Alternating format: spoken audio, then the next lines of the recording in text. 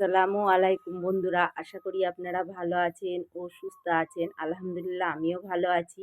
তা আমি একটা ডুমও খাটিয়ে নিয়েছি ছাদ বাগানে, কারণ আপনাদের সঙ্গে আমি ঠিকঠাক মতো ভিডিও শেয়ার করতে পারছি না, তার কারণেই। তো আপনারা যাতে আমার ভিডিওটি ঠিকঠাক মতো দেখতে পারেন, তো এই জন্যই নিয়েছি। আর আপনার দাদাকে তো বলে বলে এই ডুমটা লাগিয়ে দিয়েছে।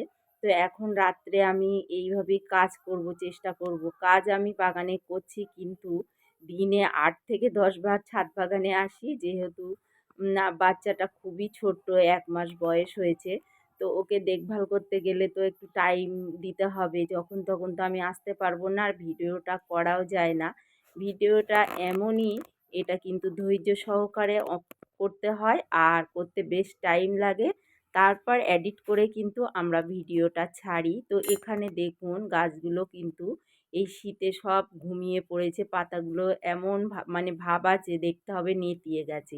সকালে উঠে দেখলে এত সুন্দর লাগে দেখতে, মানে কি বলবো। তো আমি ভোরের দিকে ৫টা ৫:৩০টার পরে চলে আসি ছাদ বাগানে, এসে কিন্তু ওই ১০ মিনিট ৫ মিনিট যেটুকু সময় পাই আমি এসে কাজ করে যাই। আর এখানে দেখুন টমেটো গাছটা কিন্তু খুব সুন্দর হয়েছে, ফুলও চলে এসছে। তো আমি এইভাবে অনেক টমেটো গাছও লাগিয়েছি, আর বেগুন গাছে তো বেগুন ধরেছে, আপনাদেরকে দেখালাম। আর ফুলকপিও লাগিয়েছি, পাতাকপি। তো বাগানে সব রকমেরই গাছ, সবজি গাছ লাগিয়েছি। আমার যেহেতু একটু দেরিতেই সবজি পাবো, যে কারণ এই সময় বিনসের চারাও লাগিয়ে ফেলেছি, আর কিছু বীজ থেকে চারা আমি তুলেছি, সেগুলো লাগাবো, আপনাদের সঙ্গে অবশ্যই শেয়ার করব।